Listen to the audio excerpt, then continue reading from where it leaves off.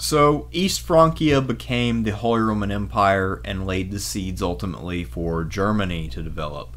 Well, West Francia became something way more surprising that you might not have guessed just by looking at the word. It became France.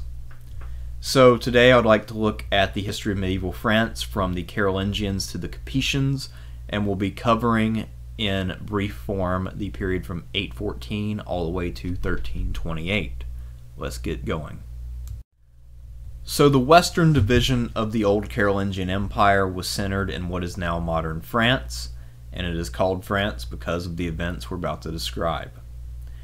Now, what we see is that during this time of Carolingian chaos, when they're busy fighting each other, trying to reunite all of the old lands of Charlemagne, and never figuring out that their inheritance laws are their biggest enemy, the Frankish monarchs had been declining in power vis-a-vis the lords of the realm, and this in turn led to weakened monarchies when compared with the kind of power that someone like a Charlemagne had been able to exercise over his followers in previous times. Now, the Carolingian Empire as a whole was rarely unified. They were usually dealing with internal problems, regions trying to break away, civil wars, external threats like the Vikings, stuff like that, you know. They didn't really have a lot of time to develop the state too much or to, deal with issues in Italy or anything like that, as we've already seen when we talked about the Holy Roman Empire.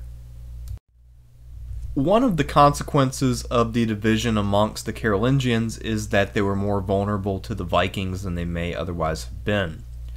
In 911, Charles III the Simple was under siege from the Viking lord Rollo, and they reached an agreement whereby Rollo swore allegiance to Charles and swore to keep out the other Vikings from the rivers. And in return, Rollo was given the Duchy of Normandy. Now, Rollo's son and grandson, William Longsword and Richard the Fearless, which are two pretty cool names for, dukes, worked, and they developed Normandy into probably the best organized duchy, and in the process they kind of lost their Viking identity and, really sort of formed this blended identity which became known as Norman. So sort of a combination of Viking and French. Or Viking and Frank, I guess you want to be really precise. Now, of course, their descendant William the Conqueror, originally known as William the Bastard, went on to overrun England in 1066, and he was able to retain his role as Duke of Normandy. And we've already talked about feudalism and how that can be a confusing mess. And this is one of those cases. The King of England is now partially a vassal of the King. The King of England is now partially a vassal of the King of France because he has a role as the Duke of Normandy. However, he's also an independent monarch as the King of England. And this duchy will end up becoming a problem for the French later when there is a succession dispute at the end of the Capetian period. When Charles the Simple was taking a beating from the Vikings and ceding Normandy to them, he also missed out on an opportunity to reunify East Francia with the West and rule the entire realm as the awe-inspiring Charles the Fat had done back in the 880s. Now that there's a new dynasty in the east, the Ottonians, going into the 960s, they feel threatened by the continued existence of the Carolingians in West Francia. And this is due to the prestige and the magic of being a Carolingian, of having the blood of Charlemagne running through your veins. It's something that you can't really compete with if you're not a member of that family. So the Ottonians want to make West Francia a vassal state, but it would be inappropriate and weird to have a Carolingian monarch as a subordinate. So they really need someone in charge who doesn't have the Carolingian magic name. So they're looking for a candidate who lacks that and is therefore accessible to them. And they have enough power and influence under Otto the First, Otto the Second, and Otto the Third to exert their power in France to some extent. In 986, the last Carolingian king, Louis V, died without a clear heir. He did have a cousin who was ruling over some minor area, but as I mentioned earlier, the Ottonians had no interest in seeing the Carolingian dynasty carried on, and there were other people too who were looking to move past them, mostly other nobles who knew that a non-Carolingian would be easier to exploit than someone with the magic name. So there's a guy who was the Count of Paris at this time named Hugh Capet, and he was available. He had his power seat at Paris, which he then made the royal capital. It had basically been that anyway, but he's conveniently located near what was, anyway, the center of power. This is a great area. It has lots of trade. It's a city that's been established since Roman times, or pre-Roman times even. And it's a good power base. And also, Hugh seems to have been a great politician. He was on good terms with the last Carolingian king, Louis V, and had been a major advisor, so he had that going for him. And he was also acceptable to the Ottonians because he's not really that powerful, and he also is not a Carolingian. He also has some sort of relationship with the Archbishop of Reims, who is the most powerful French clergyman, so that's always a big plus. So when the nobles of West Francia met together to elect a king in the same way that the nobles of East Francia had done, they chose Hugh Capet. And unlike in the East, though, he will set up a dynasty, the Capetian dynasty, which will actually last all the way to the present, as long as you're not too concerned about whether or not they rule in France. Now, Hugh had a dream at one point from Saint Valery that his family would rule for 7 generations.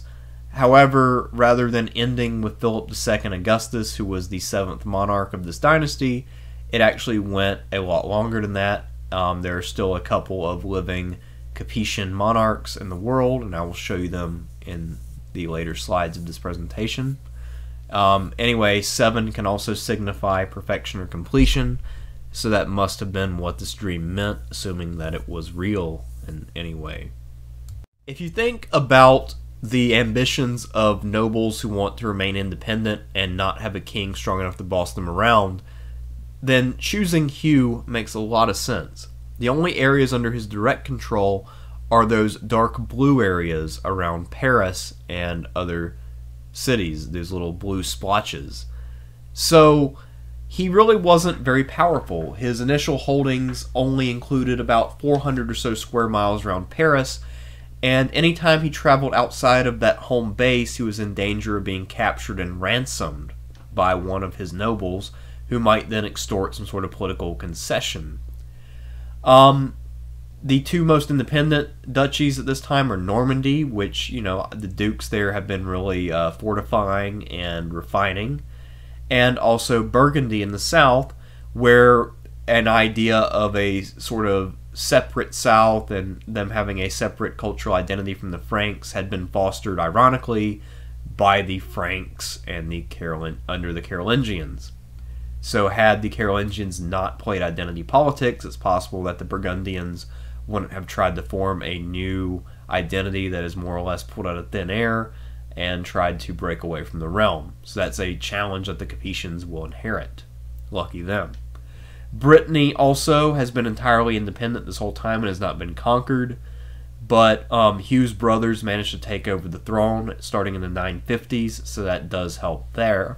But in other places, anyway, in other places, the Capetians also have limited authority, and they have to figure out a way to rule while not really controlling very much.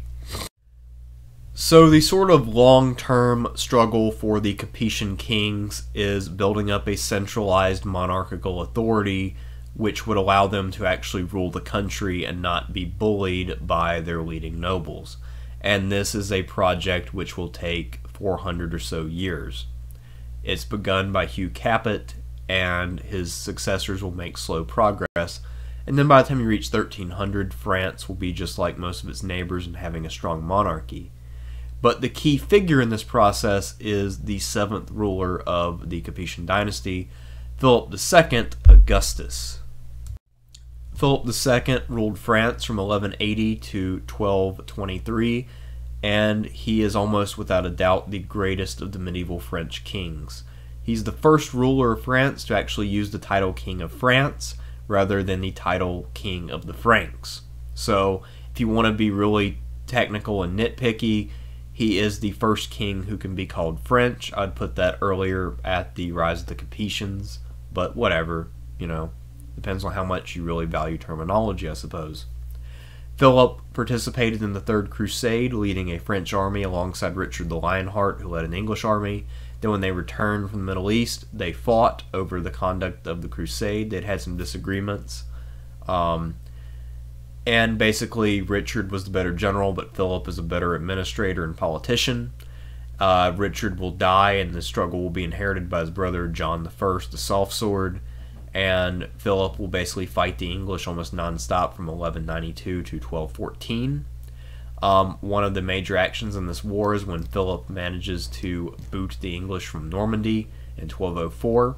Later on, Philip's successors will then get the English crown to officially renounce its claim to Normandy in 1259, but the English do retain their claims to the Channel Islands, and that will be just enough of an in later on in the 14th century for them to claim a right to the French throne. Well, that and some really complicated marriages and, the other BS that goes along with monarchy. Philip II also was king when the Albigensian Crusade started in 1209, and this was basically conducted by zealous French nobles who wanted to crush a heresy in the south and gain some land. So Philip II played into it for the secular reasons, maybe also the religious reasons. After all, he did go on a crusade in the Middle East, and he basically used this as an opportunity to integrate the south more fully into the royal fold, and by sending some royal representatives, he managed to make sure that some of that land went to his family, the Valois, or not the Valois, yeah, the Valois, that's right. No, Capetians, there we go. It's late, I've been recording for hours. The Capetians.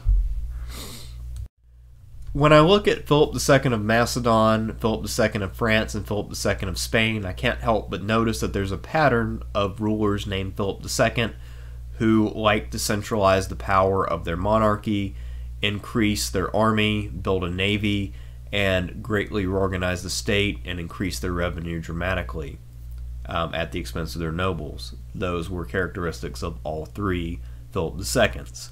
So I could here almost be describing any of them, but we're talking about Philip II of France, who is the most important of all of the centralizers of French monarchical power during the Middle Ages. In many ways, Louis XIV was just the updated version of Philip II, except he was less militarily successful. One of his major accomplishments is increasing revenue, and he had to fight his own nobles to do it, which basically means he was forcing them to pay taxes. That's always a hard battle when you're fighting nobles. He also greatly increases the number of demesmen who are directly loyal to the king himself. So now he has more of a royal army with which to enforce his writ, and he's not just relying on the prestige of kingship or the support of one lord against another. Now he actually can do things on his own. And he also founds a French Navy. I don't know if it's actually the French Navy. I just decided to write the French Navy for fun. And this will become operational by about 1215, and it will allow him to transport up to about 7,000 men. So this gives him a capacity to project force to some extent. Navies are expensive to build and maintain, though. So, it's a major accomplishment, but in some ways it can be sort of a vanity accomplishment. Anyway, he did it, so more power to him. The last Capetian king who could make any claim to greatness would be Philip IV, known as the Fair. Now, the Fair does not describe his attitude towards justice. It simply means handsome or attractive. So that's one of the things he's known for. He's also known for his enforcement of sort of a bigoted Christianity. He practices anti-Semitic policies like trying to expel the Jews from his realm, Not sure how successful he would have been with the state or apparatus of his day, but he did try. Going after the Jews was a very common scapegoating technique during the Middle Ages. This was practiced by all kinds of people, including Philip II Augustus, and, lots of others. And he also is famous for destroying the Knights Templar, who gained fame during the Crusades and supposedly had lots of gold stashed in some castles in southern France. So he's mostly possibly motivated by greed, or also just motivated by the fact he doesn't want a rival political entity in his own territory. His most famous accomplishment, though, is setting up the Avignon papacy. A Frenchman got elected pope in 1309 and decided to stay in Avignon, and Philip IV and his successors would support this policy and make sure that all the popes during that period were French, and that they were all helping to represent the interests of the French crown. So those are the accomplishments of Philip IV. In the picture on the preceding slide, you can see that Philip IV had several children. Well, all four of his sons became king in turn, and the fourth one was known as Charles IV the Fair, and just like his father, he was primarily known for being good looking. Now, Charles had a short but promising reign. He managed to win a war against Edward II of England, which humbled the English and forced them to recognize his authority and pay more tribute on one of the territories in France that they held. This was another feudal dispute where they were, fighting over whether the king in his capacity as a landowner in France owed tribute to the King of France, and it turns out that Charles IV won some battles, so the answer was yes. Now, when Charles died, this transfers the throne to a cadet branch of the family under a guy named Louis VI of Valois, and that marks a transition between the Capetian and Valois dynasties, although that is not really that much of a transition since the Valois are just a branch of the Capetians, so it's not that big of a sea change, but it is still a change. And this transition will ultimately help contribute to a succession crisis, which will then blow up into the 100 Years' War between England and France from 1337 to 1453, but we will get to that later in the course. Next week, when we talk about the Crusades, and then going forward when we talk about other stuff like the 100 Years' War, we'll get back into Capetians and Valois and all of that kind of stuff, and medieval France in general. But for now, let's take a quick preview of the fact that the Capetian dynasty still exists. There are modern day descendants of the Valois who are still in power, but not in France, which no longer has a monarchy. The current King of Spain and the Grand Duke of Luxembourg are both Capetians. This is a picture of the reigning King of Spain and his wife, the Queen. And as I mentioned earlier, the Valois are a cadet dynasty of the Capetians, so that was not a major shift in French history, really, unless you were just looking for a convenient date in 1328. And the Bourbon dynasty was also a different cadet branch of the Capetian family, so that also was not a major date, except in retrospect when historians are trying to define eras and they're looking for convenient bookends.